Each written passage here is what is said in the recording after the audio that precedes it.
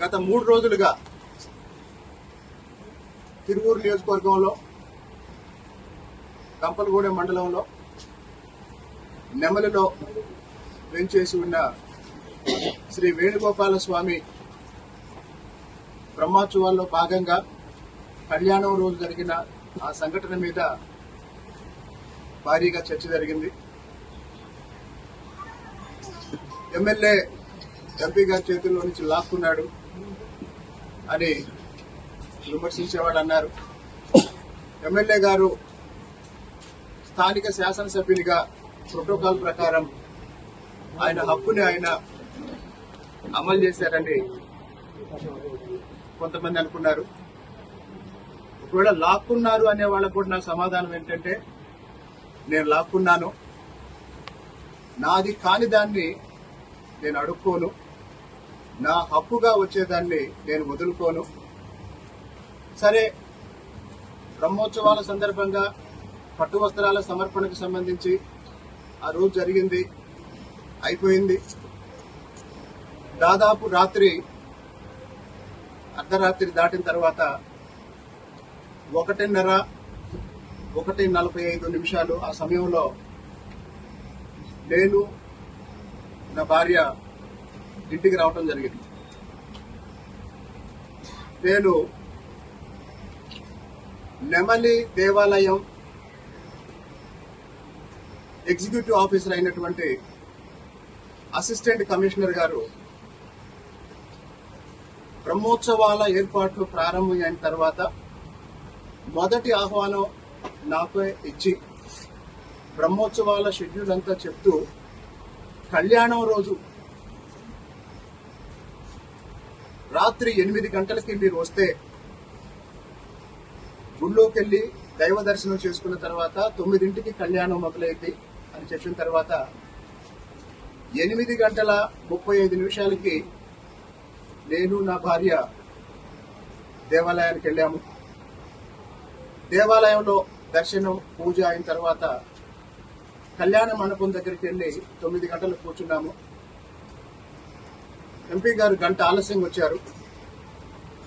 ఆ తర్వాత జరిగిందంతా చూశారు. ఇంతవరకు నాకు కూడా తెలుసు. అయితే ఇంటికి వచ్చిన తర్వాత నాకు నా గన్మ్యాన్ చెప్పిన సమాచారం, నేను రాత్రి 8:30కి ఇక్కడ బయలుదేరి నెమలి ఆలయానికి వెళ్ళిన తర్వాత ఇక్కడ మా ఇంటి దగ్గర కూర్చున్న సింధు శ్రీనివాస్ గారు, ఈయన దాదాపు 10 సంవత్సరాలు తిరువూరు పట్టణ తెలుగుదేశం పార్టీకి ప్రధాన కార్యదర్శిగా పనిచేశారు. వీళ్ళంతా ఇక్కడ కూర్చొని ఉన్నారు.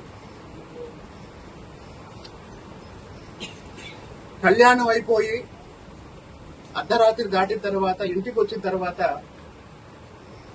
మొదట నా గన్మ్యాన్ సక్రు నాయక్ చెప్పిన విషయం ఏంటంటే, సార్ మనం బయలుదేరే ముందు ఇంటెలిజెన్స్ వాళ్ళు 10 సార్లు ఫోన్లు చేశారు. మనం బయలుదేరిన తర్వాత ప్రతి 10 నిమిషాలకు ఒకసారి ఫోన్ చేశారు. తిరువూరులో మా ఇంటి నుండి నెమలి దేవాలయానికి వెళ్ళటానికి దాదాపు గంట 15 పట్టింది. ఈ గంట 15 బయలుదేరటానికి ఒక అర్ధగంట ముందు మా గన్మ్యాన్కి దాదాపు ఒక 15 సార్లు ఇంటెలిజెన్స్ వాళ్ళు ఫోన్ చేసి, గొడవలు జరగబోతున్నాయి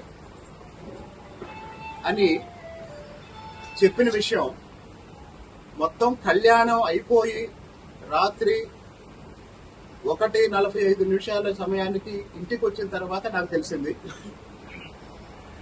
అలాగే 8:30కి రాత్రి 8:30కి మా ఇంటి నుండి మేము బయలుదేరి వెళ్ళిన తర్వాత మా ఇంటి దగ్గర వీళ్ళు కూర్చొని ఉంటే